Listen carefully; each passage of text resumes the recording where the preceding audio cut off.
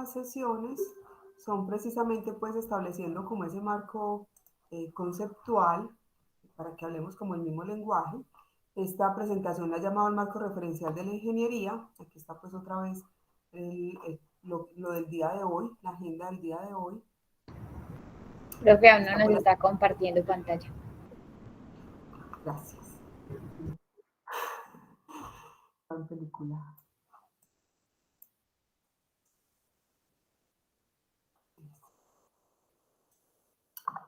Entonces, esta sesión se llama el marco referencial de la ingeniería, pues si ustedes llevan muchos años estudiando ingeniería, entonces es más como unos brochazos, como para, insisto, para que hablemos como el mismo lenguaje, porque hay de diferentes carreras. Recordemos pues aquí como la agenda de hoy, donde está pues esa solución del taller, de la investigación al laboratorio de ingeniería, y ahorita el marco referencial, y ahorita al final, entonces ya nos sentamos, aclaramos pues más dudas, igual pues si me quieren, si tienen una pregunta pues en medio de la presentación, también pues me la pueden hacer. Pero aquí pues en estos avances es para que veamos cómo está esa conformación de los equipos, porque dentro de 15, miremos el parcial que sigue, es cierto, que es dentro de 15 días y el lunes es festivo, aunque bueno, ya hay un grupo de WhatsApp y tengo entendido que eso les ayuda bastante.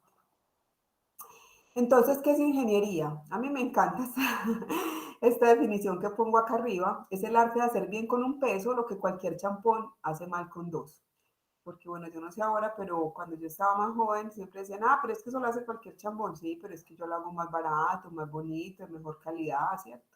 Esa es la idea pues de la ingeniería. Según la Real Academia de la Lengua, es estudio de aplicación por especialistas de las diversas ramas de la tecnología. Nosotros hacemos la tecnología, la actividad profesional del ingeniero. Existe una ley en Colombia que define la ingeniería, dice que se entiende por ingeniería toda aplicación de las ciencias físicas, químicas y matemáticas, de la técnica industrial y en general del ingenio humano a la utilización e invención sobre la materia. Y el Consejo Profesional de Ingeniería de los Estados Unidos dice que es la profesión que usa los conocimientos en ciencias naturales y matemáticas adquiridos mediante el estudio, la experiencia o la práctica para modificar procesos, oficios y materiales de la naturaleza en beneficio del hombre. Entonces aquí pues como algunas definiciones formales de ingeniería, aparece pues que digamos que yo esto de la aplicación de esas ciencias físicas, químicas o naturales, es lo que llamo las leyes, esas leyes o esos principios que utilizamos en ingeniería. Y bueno, y también se habla de la experiencia o la práctica y es donde hablo pues como de los datos, ¿cierto? Que la ingeniería, de hecho aquí lo pongo, es esa combinación entre leyes y datos, siempre van a estar pues ellos dos presentes. Esta definición que da Feisel, de hecho este autor es uno que utilicé bastante en esta parte sobre el laboratorio en ingeniería, es el que hace pues ese recuento histórico sobre la ingeniería y su relación con el laboratorio. Él dice que la función de la profesión de la ingeniería es manipular materia, energía e información para crear en beneficio del hombre.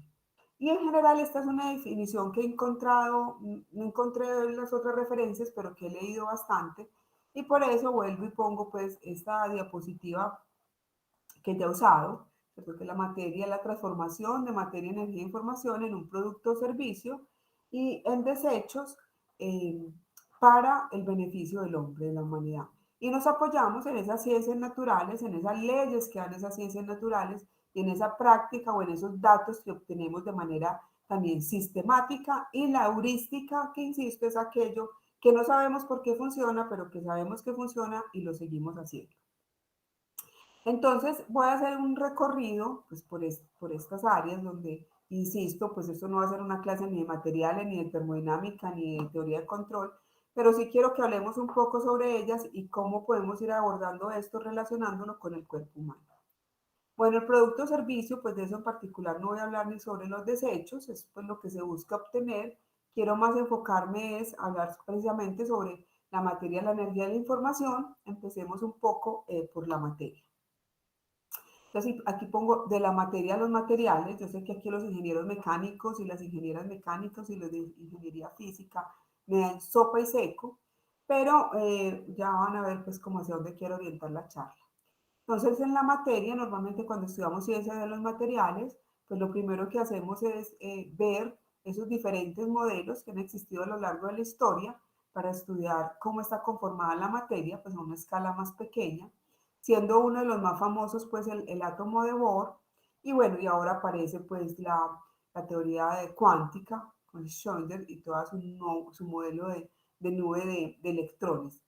Hay muchas teorías, por ejemplo, como la teoría de la relatividad de Einstein, que en general los ingenieros casi no las usamos, porque, por ejemplo, la teoría de la relatividad de Einstein tiene sentido cuando tenemos velocidades muy cercanas a la velocidad de la luz. Entonces, desde ese punto de vista, un carro sería exageradamente lento y eso está dividido por la velocidad de la luz al cuadrado, o sea que ese término se desprecia. Igual, si bien sabemos que es más válida la teoría de Schrödinger, pues para muchas cosas seguimos utilizando el modelo del átomo de Bohr. Entonces, muchas veces, dependiendo de la escala, de las velocidades, nos paramos en un marco teórico que puede parecer muy viejo, pero que realmente sigue siendo válido para las escalas y velocidades de las aplicaciones que hacemos en ingeniería. Ya yéndonos un poquitico más grande, donde ya hablamos de estos átomos, cómo se relacionan, podemos dividir los materiales como en tres grandes grupos: los cerámicos, donde prevalece el enlace iónico; los polímeros, donde prevalece el enlace covalente; y los metales, donde prevalece el enlace metálico. Donde además aparecen una nueva familia de materiales, que son los materiales compuestos.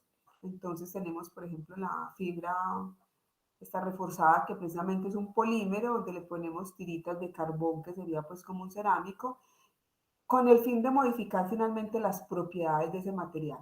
Entonces, el tipo de enlace me da información en general sobre cómo se comportan estos materiales. En general, los cerámicos son materiales más duros, menos flexibles. Los metales están como en un intermedio entre los cerámicos y los polímeros en general son más flexibles, menos duros. Entonces vamos a tener unas características dependiendo del enlace. Y si nos vamos a una escala todavía mucho más grande, aparece la estructura, en general en metales, que fue lo que más trabajé pues, en la carrera, y también en los cerámicos se habla de la estructura cristalina. Entonces ya no es solamente el átomo en sí mismo, cómo se relacionan los átomos, sino ya está un poco lo que mencionaba ahorita Kevin de Lolón, sino un poco ya más grande, cómo es esa relación ya de muchos átomos y cómo se organizan en esa estructura, modificando también, aunque tenga un enlace metálico, no es lo mismo tener un acero con estructura martensítica, tenerlo con estructura perlítica. Entonces también la estructura va afectando ese comportamiento de los materiales. Entonces finalmente los ingenieros, en toda esta parte de los materiales, terminamos muy enfocados a mirar, acá digo lo micro, lo macro, a determinar las propiedades de esos materiales. Normalmente esas propiedades de los materiales, ahorita lo vamos a ver, lo tenemos con dos objetivos, bien sea porque el producto en sí mismo necesita unas características, o bien sea porque necesitamos conocer cómo funciona ese material para poderlo procesar, para poderlo transformar. La lista pues de propiedades de los materiales sería infinita. Podemos hablar de propiedades mecánicas, térmicas, ópticas, bueno, ahí están las térmicas, pues, y hay una gran cantidad.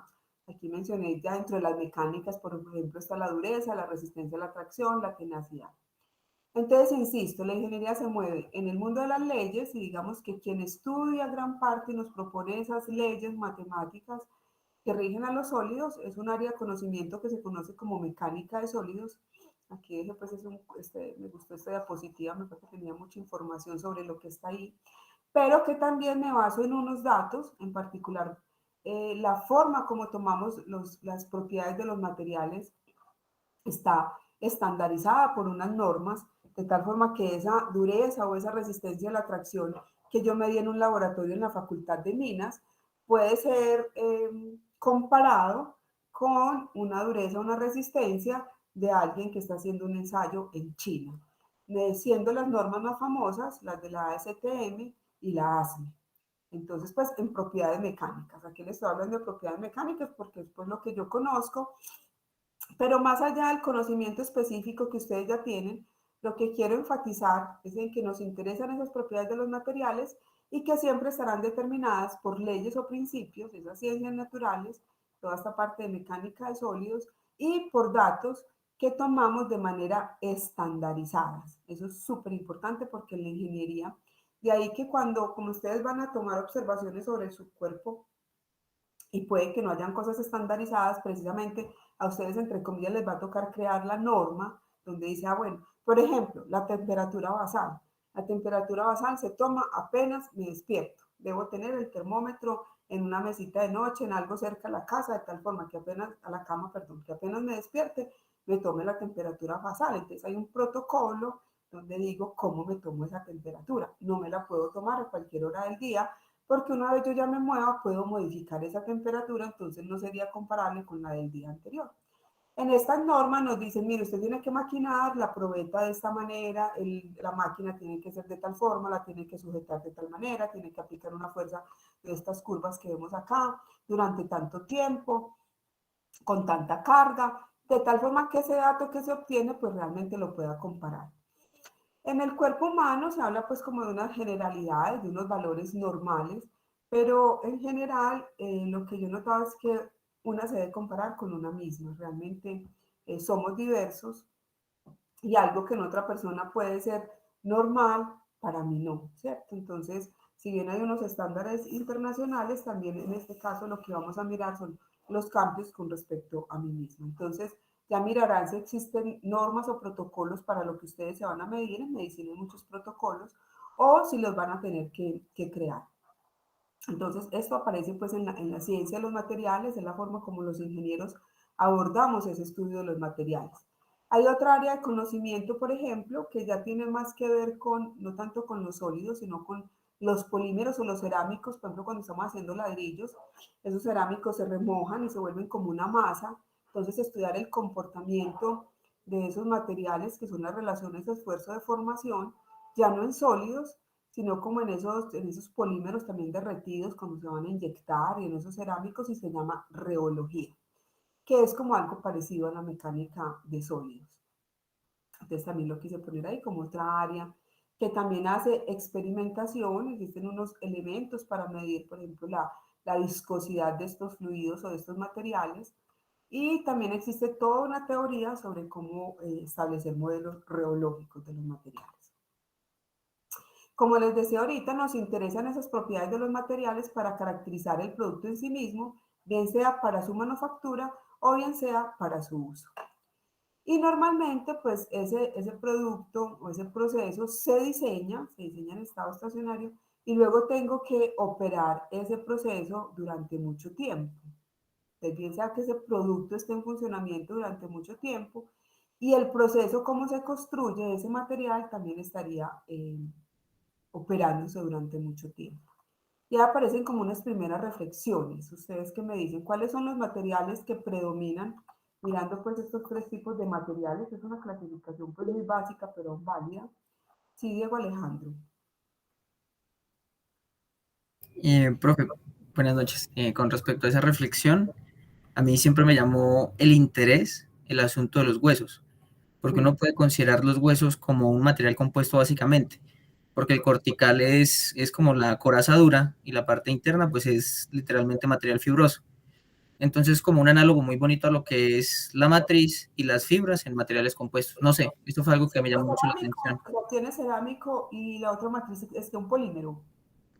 La parte interna fibroso no sabría cómo considerarla, pero no es completamente tan dura como la parte externa del hueso.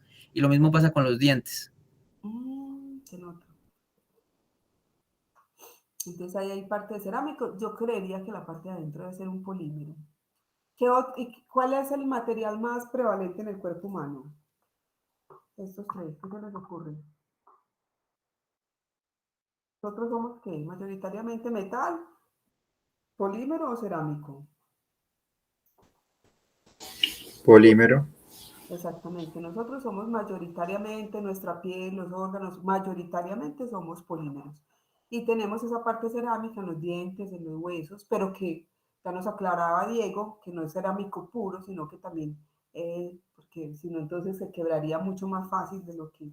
Además, pues de que ese hueso también está protegido por todos esos músculos que son polímeros. Entonces realmente tenemos unos materiales compuestos, pero somos más que todo las cadenas de carbono de las que nos hablaba también Valeria. Entonces somos mayoritariamente polímeros. Acá hay otra pregunta, y es cómo se mantienen. O sea, nosotros en una de las áreas de experticia de los ingenieros es el mantenimiento de equipos y de materiales. ¿Cómo se mantienen? ¿Cómo se cuidan los materiales?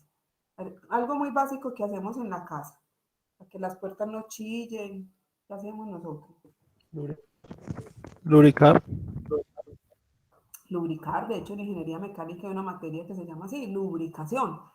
Entonces, empezamos ya a ver, por ejemplo, una herramienta de la ingeniería. Yo, por ejemplo, como estoy hablando, y hoy también voy a hablar bastante, entonces, pues fui por, esto tiene jengibre, por ejemplo, que dicen que ayuda a la garganta, miel, ¿cierto? Entonces, pues precisamente sí, eh, le echo aceite a las puertas, pues cómo no voy a lubricar mi garganta para protegerla, pues, y cuidarla. Entonces aquí, mire que empiezan a aparecer ya aspectos desde la ingeniería y es que esos materiales, para que duren más tiempo, pinto las paredes de mi casa, ¿cierto? Aplico un recubrimiento. De alguna otra forma, la ropa, si bien pues puede que lo usemos ahora por pudor, realmente surge como un elemento de protección de nuestra piel. Y bueno, ya aparecen también ahora unas cremas, los protectores solares, ¿cierto? Si alguien utiliza cremas en el cuerpo, algún tipo de aceite, lo invito a que lea cómo está fabricado esa crema, cuáles son los ingredientes, lo mismo el champú. No sé si se han dado cuenta que ahora hay unos champús que sin pavones, ¿cómo se llaman esos ingredientes? Se me olvidó. Ahorita consulten y me ayudan ahí por el chat. Entonces hay unos champús que ya no traen esos ingredientes tan sin sulfato, ¿cierto? Entonces muchas veces nos empezamos a echar cosas en nuestro cuerpo para cuidarnos, pero no estamos yendo más allá los parabenos, eso. Entonces, de ver realmente esos compuestos de esas cremas y esos elementos que tienen. Yo pues en la vereda donde vivo hay una chica que vende unos champús naturales muy, muy buenos y he notado pues como la diferencia y he empezado como a migrar hacia esa área. Yo digo que las empresas de aseo se quiebran conmigo, yo no uso talco, no uso desodorante, pues si yo siento que no huelo maluco, no sé, cuando nos conozcamos personalmente ya me dirán.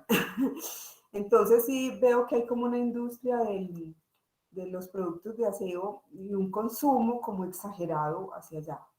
Puede ser que yo sea la que esté equivocada, pero entonces hay una reflexión, una invitación a que precisamente como yo insisto, la ingeniería nos da unas capacidades que no caemos en cuenta sino hasta que estamos con personas, entre comillas, del común y corriente y vemos que cosas que son muy fáciles para nosotros y para nosotros, para ellos no lo es tanto.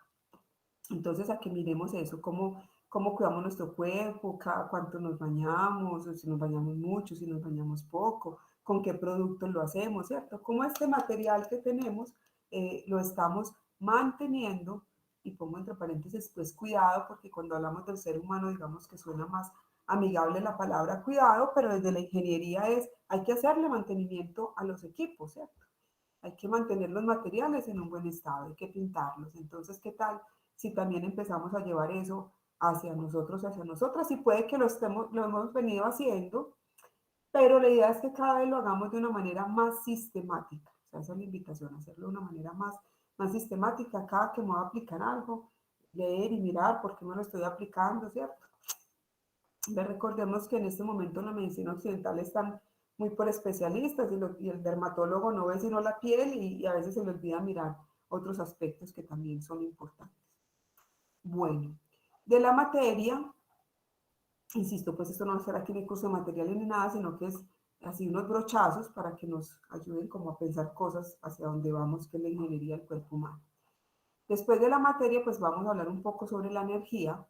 Entonces, un poco de prehistoria, como lo van a ver ahorita, los inicios, el ciclo de Carnot, realmente la termodinámica, que digamos que es el área que mayoritariamente estudia la energía, arranca por allá en 1800 precisamente, con la máquina de Carnot. Se quería ver cuál era la eficiencia de esa máquina de Carnot, o sea que realmente la termodinámica arranca con la segunda ley, no con la primera ley, no sé si lo sabían. Reflexiones sobre la potencia motriz del fuego y sobre las máquinas adecuadas para desarrollar esta potencia. Esas eran las palabras de Carnot. Y en ese momento histórico estábamos pues justo en la máquina de vapor, entonces lo que se quería era que esta máquina de vapor fuera mucho más eficiente. Se había hecho la máquina de Newcomen y ya aparecía pues la máquina de vapor que transforma pues muchísimo la ingeniería. Esa era la época de la energía. Digamos que los materiales existieron como siempre, fue la primera aproximación que tuvo el ingeniero, la ingeniera hacia los materiales y empieza a migrar hacia esta parte de la energía con la máquina a vapor. Y no solamente para hacerla más eficiente, sino que vamos a ver más adelante que también se desarrolla simultáneamente con un poco con la teoría de control y todo lo que tiene que ver con el regulador de centrífugo, porque pues esto se les descarriaba y pues mataba personas. En ese momento pues no es como ahora que nos escandalizamos tanto con la muerte de alguien afortunadamente, pero tampoco pues era algo que se quería. Entonces, esta máquina de vapor, junto con esa parte de la termodinámica, también aparece el regulador centrífugo de Watt. Decían por ahí que a mayor temperatura, mayor era el rendimiento de la máquina térmica. Y eso fue lo que logró hacer Carnot, encontrar una expresión matemática que relacionara la temperatura entre el foco caliente y el foco frío como una eficiencia. Esta ecuación todavía la conocemos, la usamos y fue propuesta por Carnot por allá en 1800. Y bueno, Carnot supuso que todos los procesos eran reversibles. Hay muchas miradas, muchas interpretaciones de la termodinámica. Yo aquí hay un artículo que me gusta mucho, que se llama así, como bluffes, como chistes, como sobre la segunda ley de la termodinámica, escrita por Uffick. Esto es un artículo en un journal sobre teoría física. Y estos son los capítulos: el estatus de la termodinámica, el tercero se llama posibilidad, reversibilidad, asimetría en el tiempo, flechas y promedios. Esto es promedio, ¿cierto? Cuarto, la prehistoria de la termodinámica Carnot, que fue la que les acabé de cortar. Quinto, Celsius y Kelvin, porque definitivamente es una interpretación diferente a la de Carnot. Y desde el motor de la ingeniería al universo, ¿cierto? Y regresamos. Entonces, como la termodinámica no solamente nos sirve para explicar un motor, sino también el universo completo. Y aquí digo yo, podríamos decir que todos los caminos llegan a Roma y finalmente los ingenieros, si bien pues se puede explicar el universo desde la termodinámica, los ingenieros y las ingenieras realmente utilizamos la primera ley y la segunda ley. La primera para cuantificar la cantidad de energía y la segunda ley cuantifica la calidad de la energía. Yo sé pues que sobre la entropía podemos hacer cursos completos y hablar lo que sea, pero yo diría que la parte más relevante de esa segunda ley es eso, es cuantificar cuánta de esa energía realmente es útil y cuánta se pierde. Entonces cuantifica la calidad de la energía. Aquí está la primera ley de la termodinámica. El ejemplo clásico de ingeniería sería pues la central hidroeléctrica, donde la energía potencial, cuando se abren pues las compuertas, se convierte en energía cinética. La energía cinética mueve el generador genera energía eléctrica y gracias a eso pues podemos estar aquí conectados en una computadora y en internet. Bueno, aquí mostrar que en otras áreas del conocimiento que no nos interesa, es un cuadro de Escher que viola esta primera ley de la termodinámica. Si uno va siguiendo este fluido, ve que este fluido siempre cae. Entonces es un artista bastante irreverente que juega mucho con la geometría y nos hace ver cosas que de la ingeniería son imposibles. Y aquí estaría, digamos que la formulación matemática de lo que es esa primera ley de la termodinámica, donde tenemos varios tipos de energía. La energía interna, muy importante para los ingenieros químicos, que la convierten en entalpía, en energía sensible. La energía potencial y cinética y la expansión, más importante de pronto para los ingenieros mecánicos. Esta energía interna normalmente es muy grande comparada con la potencial y cinética. Entonces, normalmente cuando yo hago un balance, considero una, considero las otras. Bueno, el calor, el trabajo de eje y este creo que es el trabajo de los alrededores. Aquí estaría como la ecuación completa, esa primera ley de la termodinámica que utilizamos. Resulta que, pues dijimos, pues si la energía se balancea y la energía y la masa son, pues eso nos dijo Einstein que eran equiparables, entonces nos dio también por establecer los balances de masa, muy utilizados por los ingenieros químicos. Los ingenieros químicos normalmente también hacen este balance de masa. Y yo nunca, no se me olvida en mi noveno grado, cuando leí en un libro de biología que decía la energía no se crea ni se destruye, simplemente se transforma.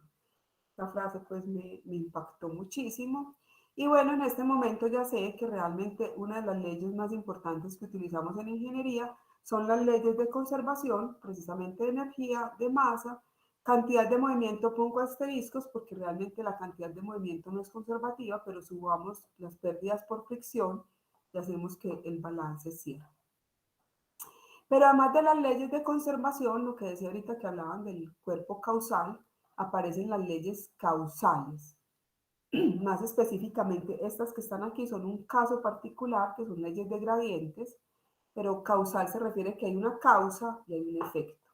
Es un gradiente de temperatura, me genera un flujo de calor, un gradiente de presión me genera un flujo de fluidos, un gradiente de concentración me genera un flujo de masa, un gradiente de voltaje me genera un flujo de corriente, un gradiente de esfuerzo me genera un flujo plástico. Entonces, digamos que esos son los dos grandes principios en los cuales nos apoyamos de las ciencias naturales los ingenieros, los de conservación, pensando más como en estáticos, las causales, que nos evocan más como el movimiento. La mecánica de sólidos estaría, bueno, está como en ambas dependiendo cómo lo miremos, pero si miramos esta parte pues de esfuerzo de formación, estaría pues dentro de esas leyes causales. Otro ejemplo típico es el libro de fenómenos de transporte, que ven pues los ingenieros químicos, pero muchas ingenierías también los estudian de manera separada, donde se estudia la cantidad de movimiento, flujo de fluidos, la cantidad de energía, donde estaría la parte, toda la parte de termodinámica y toda la parte de materia, pero más, aquí ya no tanto cómo está constituida la materia, sino toda esta parte de la difusividad de la materia. Entonces, estos son los grandes principios o las grandes leyes en las cuales nos basamos los ingenieros de esas ciencias naturales, porque también utilizamos muchas leyes que son empíricas, es decir, leyes que sabemos que funcionan, pero que no tenemos necesariamente una explicación desde las ciencias básicas, mientras que en esta sí hay esa explicación desde las ciencias básicas. Y bueno, pasemos ya a lo que sería la información en ingeniería, que es quizás el tema que siento yo que menos se aborda, salvo hay un chico de ingeniería de sistemas, podría de pronto manejar un poco de esto, pero normalmente en la mayoría de las ingenierías se mueven en el mundo de la materia y la energía, y vemos que históricamente, pues la materia es lo que ha estado más desarrollado, la energía aparece en 1800 y la información aparece apenas el siglo pasado. Aparece en 1948, Shannon propone un artículo que se llama La teoría matemática de la comunicación, un artículo muy revolucionario por todo su sustento matemático. Dicen que es uno de los, eso se llama seminal paper, esos artículos semilla, donde se establece pues que la Y, de hecho el concepto de entropía lo propone Shannon en esta teoría de la comunicación y después la termodinámica usa también ese concepto de entropía para la energía. Entonces fue muy revolucionario. Aquí está Shannon pues en las computadoras de esa época donde realmente pues se imprimía. Y pues él habla de teoría de la comunicación, pero nosotros ahora le hemos dado el nombre de teoría de la información, no sé por qué. Y pues este esquema, que es tan básico, ¿cierto? Donde hay una fuente, está el transmisor, está el ruido, está quien recibe el recibidor y la destinación. Y como ese mensaje, pues está todo el tema de señales y sistemas. Pues gracias, aquí lo vemos muy sencillo, pero insisto, hay toda una matemática muy heavy detrás de este artículo y gracias a esos desarrollos de Shannon de 1948, pues ahorita nos podemos comunicar por internet ustedes y nosotros. O sea, esto realmente es supremamente revolucionario y yo insisto en que lamentablemente la mayoría de ingenierías no abordan estas temáticas. El nombre que recibe, así como está la termodinámica, el estudio de la energía, el nombre que recibe es señales y sistemas. Ustedes van, bueno, quiero pues al revés, sistema y señales. Normalmente existen, buscan en Google y verán libros que se llaman señales y sistemas. En ingeniería de control hay un curso que se llama señales y sistemas, que por cierto en la Facultad de Ingeniería de Bogotá es obligatorio para electricistas y mecánicos. Nosotros aquí en Medellín no hemos llegado hasta allá. A mí me encanta ese pensum de Bogotá, me parece más revolucionario, enfatiza mucho ese tema de señales y sistemas. Yo veo ahora con el trabajo de Alejandro, de Fernando, de Wilfredo, como toda esa captación de señales en ingeniería mecánica empieza a ser bastante relevante, ¿cierto? Y bueno, sería interesante de pronto ahondar un poco más en esta área de conocimiento. Entonces, cuando ya hablamos de sistemas, yo particularmente trabajo los sistemas dinámicos, es otra mirada. O sea, los procesos vemos que entra materia, energía e información, es un producto útil y desechos, pero cuando ya hablamos de sistemas, hablamos de que tenemos unas entradas exógenas y un conjunto de componentes que me producen un fin común. Y estas entradas son señales, señales que tienen diferentes formas que nuestro sistema transforma y responden de otra manera. Y esto es pues matemáticas, funciones, ustedes las vieron en cálculo, simplemente que ahora estas señales tienen sentido. Este enfoque del cuerpo humano es bastante interesante porque precisamente lo que ustedes van a tomar, si en un termómetro dice 36 grados, sabemos que esos grados centígrados realmente está midiendo es un cambio de, bueno, no sé estos digitales cómo funcionan, ahí me contarán si alguien se toma la temperatura, pero los que eran por mercurio, pues están midiendo realmente son unos gradientes de velocidad. En general, la mayoría de sensores tienen mediciones de 0 a 4 miliamperios en voltios. El electrocardiograma, por ejemplo, vemos que aparece muchos en voltios, pero esos voltios quisiéramos saber en una medida de materia y energía no es tan fácil, ¿cierto? Entonces, realmente lo que vamos a tener nosotros mucho, y que insisto, no conozco pues entre otras ingenierías, pero sé que en mecánicas empieza a aparecer mucho mantenimiento, análisis de las señales de las máquinas. Pero esas señales son información, porque son señales muy pequeñas que tienen sentido es por su forma. Sí, toda la parte de vibraciones. La definición de sistema es un conjunto estructurado de componentes e interacciones del que se obtienen deliberadamente características que no se encuentran en los elementos aislados que lo componen. Peter Lanfin es uno de los padres de la teoría general de sistemas. La teoría general de sistemas es un mundo gigante. Yo acá me voy a enfocar mucho a la mirada de los sistemas, pero desde la teoría de control, que es lo que yo manejo. Y Peter Lanfin dice que es un conjunto de componentes que interactúan para un fin común. Y un sistema dinámico es un sistema que varía con el tiempo. Entonces, en los sistemas dinámicos aparecen los sistemas dinámicos forzados, es decir, hay una entrada exógena, una entrada desde afuera, siendo este regulador centrífugo de Watt como el primer sistema de control que se utilizó pues en la ingeniería. Y aparece un concepto bastante importante en teoría de control, que es la realimentación negativa. Entonces, normalmente, pues tenemos nuestro proceso, pues lo vamos a ver como un sistema, y le medimos algo que nos interesa saber. Esa medición, voy a poner el caso de la temperatura, que es bastante intuitiva para nosotros, lo comparamos con un valor de referencia. De hecho, era lo que estaban haciendo ahorita con el tema del COVID, cada que íbamos a un supermercado. Nos medían la temperatura y si esa temperatura estaba dentro de un rango, entonces el vigilante actúa y nos deja entrar o no nos deja entrar al supermercado. Hay un actuador, que normalmente son válvulas, potenciómetros. Los actuadores son aquellos elementos que modifican la materia y la energía en el sistema. Entonces, desde la psicología, lo que decían ahorita es, si yo, o sea, cuando yo tengo una realimentación negativa, yo todo el tiempo estoy comparando un comportamiento deseado o una referencia con un comportamiento que mido. Y si aparece un error, porque realmente aquí se hace una resta entre este valor medido y el valor deseado, y si aparece un error, pues actúo.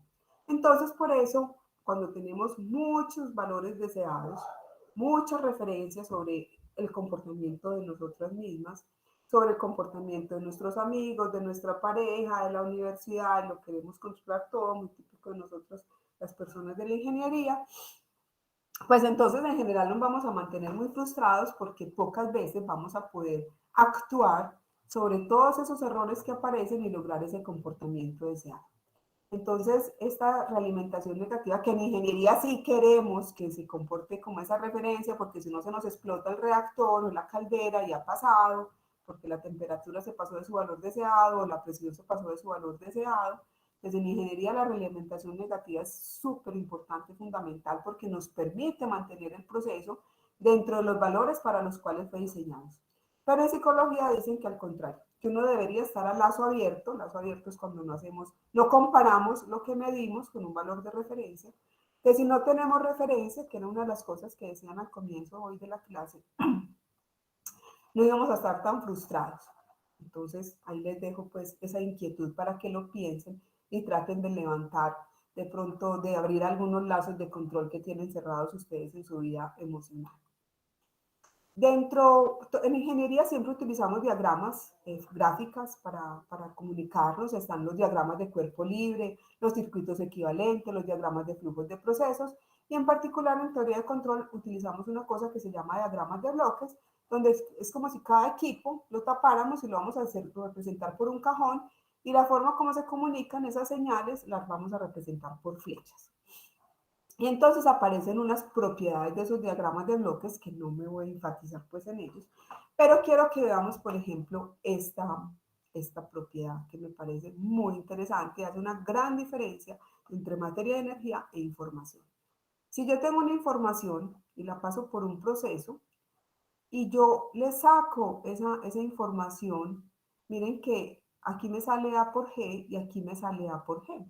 Si yo tuviera aquí 5 litros de agua, esto fuera una tubería, y yo le saco una ramificación a esa tubería, ya por aquí no me van a pasar 5 litros, por aquí van a pasar 3 y por aquí me van a pasar 2. Mientras que la información yo la puedo ramificar. Es decir, si yo les digo a ustedes que yo tengo 48 años, yo ese dato yo no lo perdí, yo lo sigo teniendo y ustedes lo tienen. Y si se pegan otras 100 personas, siguen teniendo esa misma dato, esa misma información. Entonces la información la podemos compartir sin ningún temor. Los sentimientos los podemos ver como información. Ustedes pueden amar a muchas personas. El hecho de que llegue un nuevo amigo a su vida no significa que ya tienen que dejar de querer a un amigo. Mientras que si yo tengo 8 porciones de torta y le doy una porción de torta a otra persona, pues yo me voy a quedar con 7 porciones de torta. Entonces, para mí esa es una de las características más diferentes entre la información y la materia y la energía. La materia y la energía comparten cierta similitud, entre ellas el de la conservación, pero cuando nos vamos para la información, nos vamos para otro marco teórico con otras propiedades y con otras características muy diferentes, siendo una de las que me parecen más bonitas esta, de que yo me conecto, puedo seguir sacando información para más personas y no se va a perder esa información, va a seguir siendo la misma. Entonces eso era lo que les quería contar como sobre este diagrama de bloques. Y hubo otra cosa que se me olvidó, pero se las aclaro acá. Cuando hablamos de información tenemos guarismo, dato e información. Si yo digo 5, es un guarismo y no dice nada. Si yo digo 5 metros, ya es un dato. Y se vuelve información cuando le pongo contexto. Si yo digo 5 metros es la altura de una persona, usted pues me va a decir, oigan, a esta, pues yo no conozco a nadie que mida 5 metros, ¿cierto? Entonces ya puedo incluso sobre la información establecer elementos de juicio. Puedo decir 5 metros es la altura de un edificio y usted ya me dirá, bueno, eso sí ya puede ser más razonable, o sea, ya está emitiéndose. Entonces es guarismo, cuando es un número solo, dato, por eso hablamos mucho de los datos, ustedes van a tomar datos, en el sentido de que me tomo una temperatura que dice 36 grados centígrados. Y ese dato le van a poner, se va a volver información cuando ustedes le pongan contexto y me van a decir si esa temperatura, si es adecuada o no es adecuada, ¿cierto? Entonces ahí ya se vuelve información. Aquí les quería mostrar, esto es la realimentación pues de la que hablábamos ahorita, más esquemáticamente en esos diagramas de bloques, donde aparece esa referencia externa. Ahora les voy a abrir el MATLAB y les voy a mostrar este modelo. Este es el modelo de las hormonas, de lo que pasa en la pituitaria, que sale la LH, la FSH, la precursora de la LH, la precursora de la FSH, y va a los ovarios. Los ovarios producen va evolucionando el folículo y dependiendo de esa evolución del folículo va a ser la progesterona y el estrógeno. La progesterona y el estrógeno entran acá junto con estas otras hormonas, pero aquí no hay una entrada exógena. O sea, uno en el cuerpo humano empieza a observar mucho este fenómeno que yo, pues esto sí es una cosa mía, que es donde yo veo la autopoiesis. ¿Quién le está diciendo al cerebro lo que tiene que hacer? Los ovarios. ¿Y quién le está diciendo a los ovarios lo que tiene que hacer? La pituitaria. Y es una realimentación entre ellos dos. No hay ninguna entrada exógena que esté modificando ese comportamiento. O sea, a mí me parece súper bonito y a mí, entonces cuando uno en teoría de control siempre, ¿cuáles son las entradas? ¿Cuáles son las salidas? Entonces, bueno, el estrógeno y la progesterona, pues depende de donde me paro. Si me paro en la pituitaria, van a ser las entradas, pero si me paro en los ovarios, pues van a ser las salidas. Entonces, ¿cómo se da esa realimentación permanente sin que haya una entrada exógena? Pues no hay entrada exógena, no hay una referencia. Es como si las tuvieran incorporadas, ¿cierto? Esa capacidad de crearse y recrearse ellos con una información que tienen, no sé, en el ADN, pues ya no conozco ese nivel tan. Nuevamente, la progesterona y el estrógeno, ya les había contado, están en nanogramos, están en picogramos, eso es nada, o sea, eso es nada si lo comparamos con la cantidad de sangre que hay en el cuerpo. Ellas tienen sentido en la medida en que su cambio le está diciendo al cuerpo cuando están aquí abajo, las dos está diciendo, ¿sabe qué? Menstrue, aquí le está diciendo, ¿sabe qué? Ovule. Entonces, tienen sentido es porque su comportamiento afecta la materia y la energía. Igual ocurre en una central hidroeléctrica, es el sistema de control, es este controlador que saca una señal que va de 0 a 4 miliamperios, incluso en una hidroeléctrica con una compuerta radial del tamaño de por C2, que se la pueden imaginar, del tamaño de su casa, una cosa gigante, y una señal de 0,4 miliamperios le dice a la válvula, abra esa compuerta. Y ya pues si se requiere mucha energía, o sea, es la información la que transforma la materia y la energía. Eso nos lo dice la ingeniería y vamos y lo vemos en un laboratorio.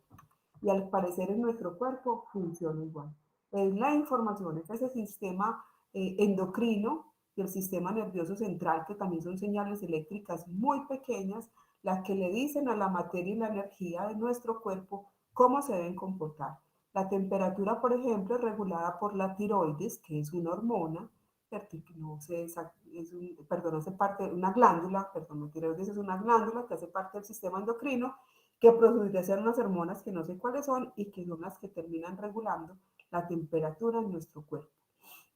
Entonces, ahí hago mucho énfasis desde la ingeniería de la importancia de estar pendiente de nuestros pensamientos, porque nuestros pensamientos nos pueden enfermar o nos pueden aliviar, en cierta manera. O sea, nuestros pensamientos, que son realmente información, al igual que esas emociones, son los que determinan el comportamiento de la materia y la energía.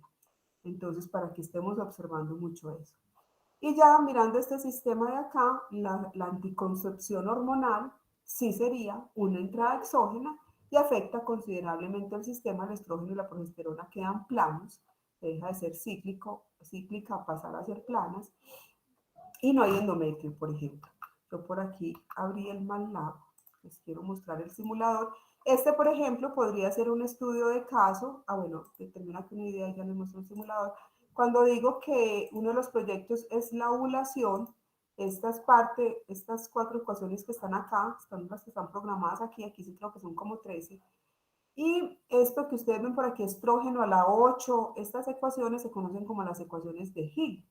Y lo que se dice en biología es que cuando yo no sé algo cómo se comporta, le meto es una ecuación de Hill con un exponente como estos acá que están a la 8, que es un exponente súper bárbaro, y eso le pega a lo que sea. Entonces, cuando yo veo una ecuación de Hill es porque hay desconocimiento sobre un fenómeno que está pasando. Entonces, parece ser que los folículos realmente se desarrollan en los ovarios 3 meses antes. Entonces, el fenómeno ovulatorio, el ciclo ovulatorio, requeriría un modelo diferente donde pudiéramos desarmar esta ecuación de Hill e irnos más hacia atrás. Entonces, ese era uno de los proyectos. Este modelo que está aquí es un modelo que no es mío, es de Margoski, así se llama, este simulador se llama así, Margoski. Estos simuladores, cuando veamos pues el ciclo menstrual, pues yo se los voy a pasar precisamente para que jueguen con ellos. Están hechos en el entorno de Simulink. Si yo acá doy doble clic, me voy a MATLAB Simulink, ya me voy al entorno de MATLAB, y aquí están esas ecuaciones diferenciales del valor de los parámetros. Y aquí donde ponemos estos 1 sobre S, estamos integrando esas ecuaciones diferenciales. Aquí son mucho más, pero son unas ecuaciones diferenciales, aquí sí mucho más sencillas, la mayoría lineales. Y ya lo que hacemos en Simulink, pues es simplemente corremos este modelo. Nosotros lo que desarrollamos, que se los mostraré después, es aquí otro cajón donde está el útero y está el crecimiento del endometrio, y otro cajón donde sumamos los diferentes sangrados que aparecen de las arteriolas espirales y del mismo endometrio para calcular el flujo menstrual. Entonces aquí podemos ver el estrógeno, la progesterona, podemos sacar todas las variables que queramos, todas estas variables que están aquí. Aquí vemos cómo, yo creo que están graficados todos. Bueno, así, es que tengo por aquí esta amarilla que me saca mucho ruido. Me estoy metiendo, bueno, estoy metiendo un dato raro acá de este amarillo. Voy a hacer aquí un zoom para que veamos, aquí ya más en detalle, esa parte de acá es cómo va evolucionando el folículo, eso es lo que nos están diciendo esas ecuaciones diferenciales. Entonces, una opción es que no desarrollen un proyecto, sino que cojan algunos de estos proyectos de investigación, eso se llaman estudios de caso, se apropien de esos modelos, los entiendan y puedan jugar con ellos. Aquí pues está el comportamiento pues habitual, insisto, cuando ya metemos anticoncepción hormonal, esta progesterona queda una línea recta y el estrógeno igual. Simplemente cuando se deja de tomar la pastilla, cuando se deja de tomar, baja un poco más y vuelve y sube un poquito, pero estaría más o menos por acá. Cuando se tiene el implante, pues ahí sí se queda totalmente cíclico, ni siquiera hay sangrado. Pero el sangrado, cuando se tiene anticoncepción hormonal, no es una menstruación. O sea, no hay endometrio, al no haber endometrio, no hay una menstruación. Entonces es importante.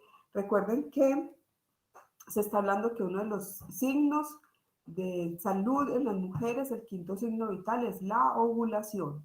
Entonces a veces con ese sangrado nos confundimos, pero si ni siquiera hay sangrado, pues mucho menos hay ovulación.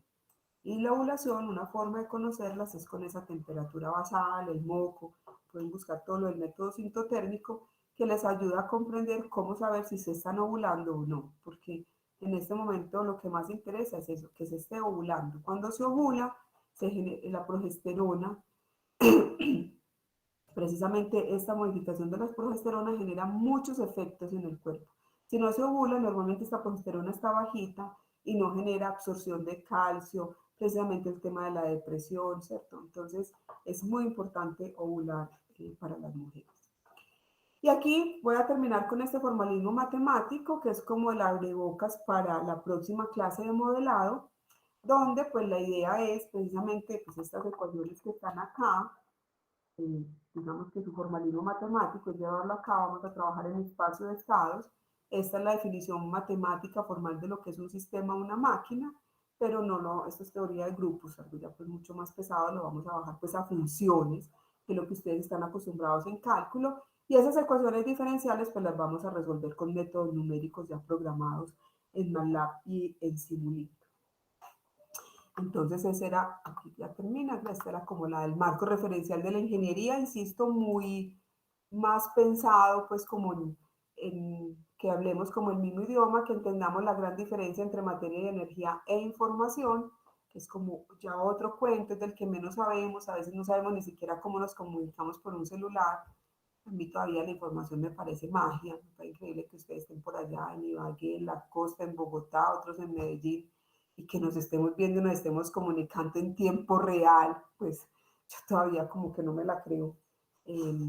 Y a veces decimos, ay no, y la telepatía, eso es esoterismo, así, pero el celular no, o sea, cuando finalmente ambos son señales informáticas.